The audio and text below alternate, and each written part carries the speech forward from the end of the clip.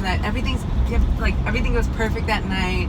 You know, you're just like, ooh, I want to get my panties up. Well, not maybe you, but. What's up, everybody? Thanks for tuning in to the After's Couch, and this segment is called Public Opinion on the Go. Now, this is all about me picking up people, taking them to their locations, and in the midst of all this, I ask them questions about the topics we talk about in our podcast. Now, these are 100% real people, real responses. These is not rehearsed, 100% real. Now, I have my guests, and we are about to get started, so enjoy. All right, so first question. What is a major turn-off or a deal-breaker when dating someone? Oh, a good one.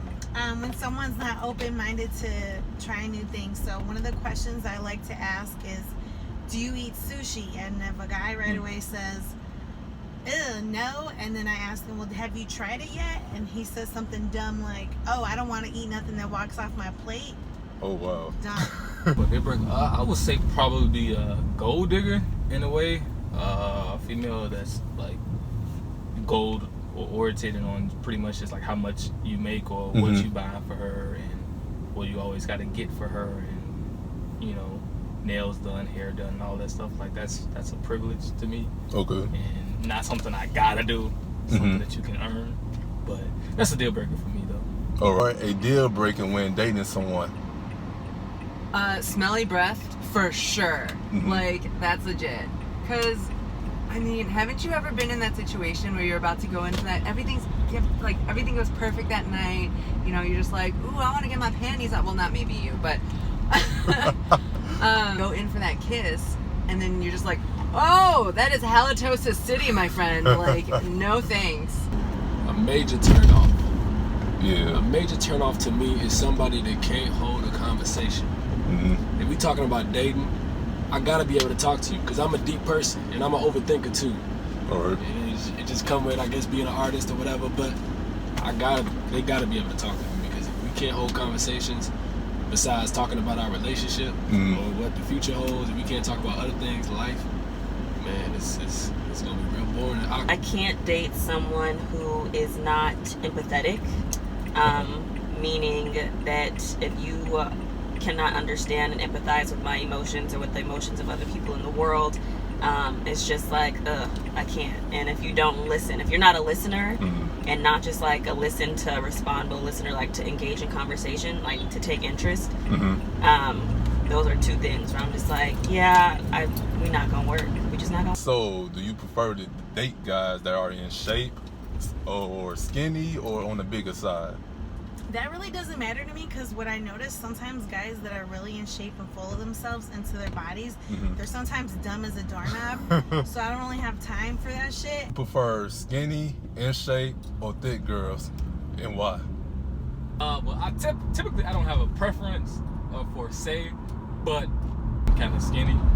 So I mean, I guess I've only like done like either petite or thick. So it's got to be like a happy medium. It's got to be, the guy can't be too small where I feel like I'm going to crush him, you know, just by sitting on him.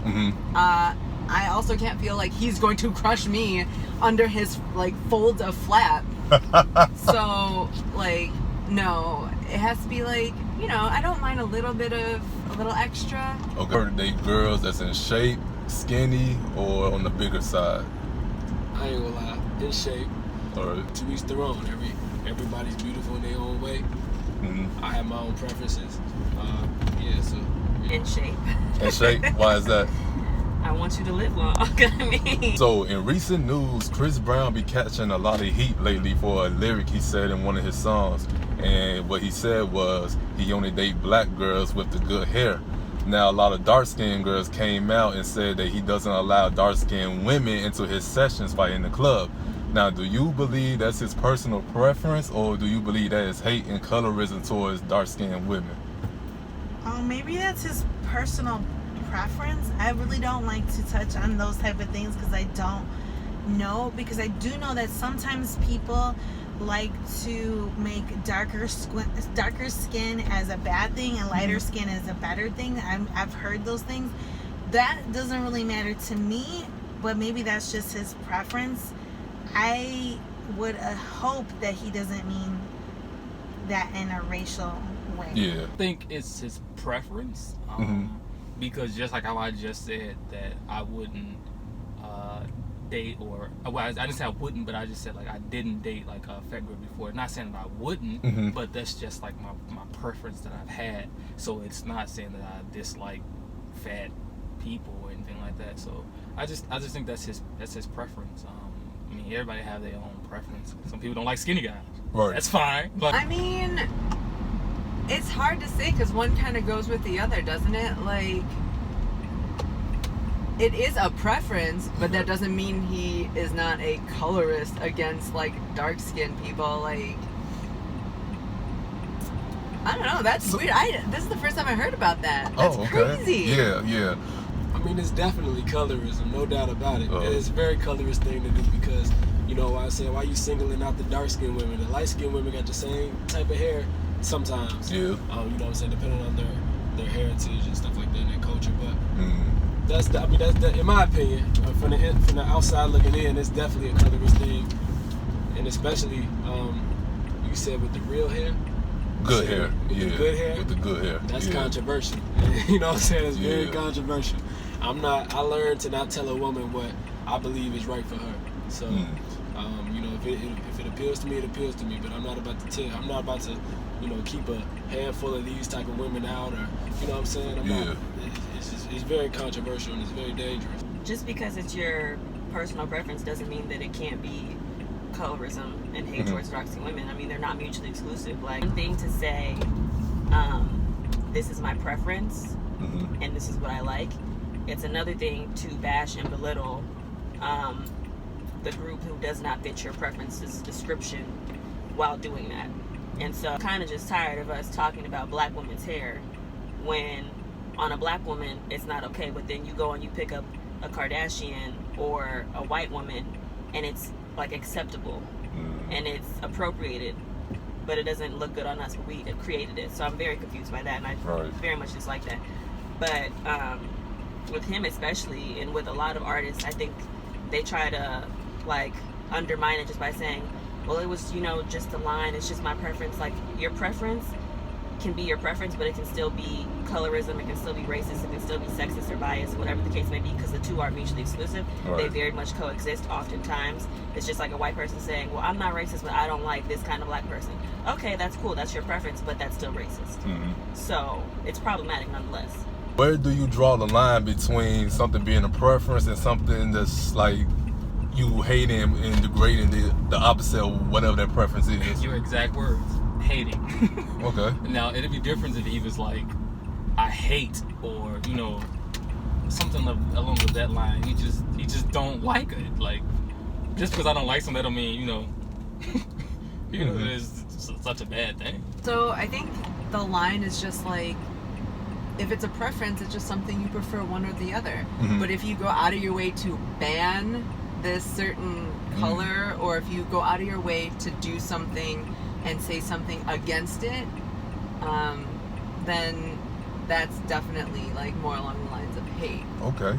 I think it's just simple. Like, you can state your preference without bashing or belittling or degrading or speaking ill of the people who don't fit that type of that you're describing for your preference. Like, I can say, oh yeah, like, I prefer tall guys. I don't have to say, oh, I prefer tall guys, like, fuck small guys, fuck short guys, like, they could never, like, no. All you gotta do is say, like, oh yeah, I prefer somebody tall. Okay. Well, if you don't mind me asking, what is your ethnicity? I'm Mexican and Puerto Rican. I am 100% Asian, but I am 50% Korean and 50% Chinese. All right. My ethnicity is white and black. All right. My mom's white on the European side, you know, Russian, Lithuanian, and stuff like that. My pop's black. I'm black. All right. I'm Negro. You are a person of color. What have your experience been with colorism? In the Hispanic community, what is colorism like? Well, I will say it is just like in other cultures. I have noticed when you are darker, you do get mistreated more than if you are lighter. When I was younger, I was considered on the darker side of Latina. Really? And so a lot of people used to call me chocolate, or they've called me the N-word. I was mistreated a lot when I was younger because I went to a Catholic school that was mostly white people. So I was mistreated. I was not invited to certain birthday parties because they actually considered me black and not just a Latina. They just said I'm basically on the darker tone. I don't think that I've experienced it hands-on, where it's like in my face, for say. But I mean, like, I've seen or I've heard of people who have had, you know, encounters of like colorism and stuff like that, or less privilege, you know, due to their skin, pigment, and you know, opportunities and workforces and how they were overlooked and things like that. Okay. But I have like experienced people saying, you know, that to me before, like, you know, you're nice looking to be a dark skinned guy. So how do that make you feel? And like me just being comfortable in my skin. Okay. I mean, like, it doesn't really bother me, but I know that it can bother someone else who's like, being a person of color, what is your experience with colorism, or have you seen it in your community? Absolutely. Oh, Okay. yeah. Like, I'm what they call jungle Asian. So I'm really lowbrow. I am not like a doctor, a lawyer, Okay. or anything like that. And my skin gets pretty dark in this. Like, when I tan, Yeah. I get pretty dark. Okay. So Asians prefer light skin, and I think that's how it is in pretty much all cultures. Like, Yeah, it is. it's so weird though. Like, it's all cultures, all Yes. across the world, not just in the U.S., but like literally across the world. Yes. The lighter skin is more preferred.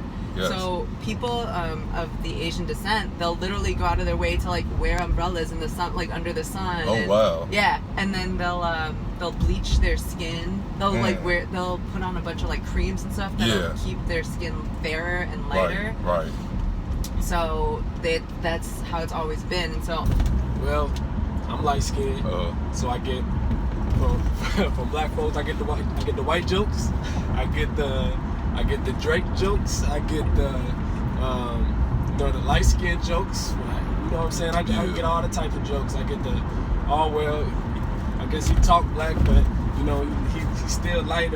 Steph Curry jokes with everything that a Steph Curry or a Drake or a Klay Thompson, or you know what I'm saying. I get all those jokes. So I feel like I have firsthand experience of what it's like to be categorized in a specific field based off my complexion. And being biracial, you feel me? Like, I can talk about both sides and what it's like to you know, coming out this complexion and why I came out this complexion and what I can do in this world with that ability or with that gift, or you know, whatever. I mean, it's real. I feel like because I'm not dark skinned, but I didn't really experience it personally, like the colorism as in like being dark skinned versus light skinned within the community. But for the longest time, I didn't know that colorism was a problem because my mother is dark skinned, my sister is dark skinned, my grandmother was dark skinned, or is dark skinned. And so these are like the women who I look up to, who I admire, who are the most beautiful women in the world to me. And to see how other like men looked at them, like my mother is beautiful and she was always getting male attention, and my sister is gorgeous and she was getting it from everybody. So it wasn't until I got to college that like people educated me, like, no, like dark skinned women are actually like degraded in our society and discriminated against. And I was like, oh damn, I didn't realize that. All right, so do you believe there is a such thing as light skin privilege? Yes, it depends. Yes, I do. It depends, and that goes all the way to like white people being white. They do have certain privileges, and I do hear men talk about light-skinned females as if they're prettier. Not all men, but I do hear those things. Yes, I do. Even light-skinned people would tell you that. Like, they'll tell you, like, yeah, I can get this faster than you because I'm light-skinned, or even, like, especially, like, with females, they'll be like, if I'm light-skinned and I'm a female, I get more privileges in clubs just like you said about Chris Brown, I get more privileges in clubs and stuff like that, Right. based on them being, you know, light skinned, especially if they have like good hair and stuff like Yeah. that. Okay. Absolutely. Like, well, I think that there's light skin privilege because there is white privilege. Yeah. Essentially, if you look white enough, you will have white privilege. I think that historically, depending on your complexion, you had it different ways. You know what I'm saying? I definitely believe that in the past, the lighter you were, the better off you were, or the safer you were, because of how hard and strong racism was. But I know that light-skinned black people had it hard too, and it's just like, I try not to compare, because, you know, at the end of the day, somebody might have a little bit more privilege stereotypically or historically, but in my eyes, when I walk around, everybody that's black to me is black. You feel me? Like, I try not to, like, oh, well, because you light skinned, this is, you know what I'm saying, or you prettier because you light skinned, or you probably got it better. Like, I try not to do that. I 100% see color. I can't stand when people say they don't see color. But I do understand that, you know what I'm saying, the people that are black, they black. There's a such thing as light skin privilege. Yes. Why is that? For example, music videos. For the longest time, we didn't see dark-skinned women in music videos, or if we did, then they were put behind the lighter-skinned woman. Or in film and television, like, light-skinned black women were more widely accepted initially, and still some are to this day, than darker-skinned black women are seen as beautiful or held in high regard or given the roles and the opportunities before their darker-skinned counterparts, just based on colorism. Right. Light skin privilege, like, is another way of saying it, but it's just colorism. Yeah.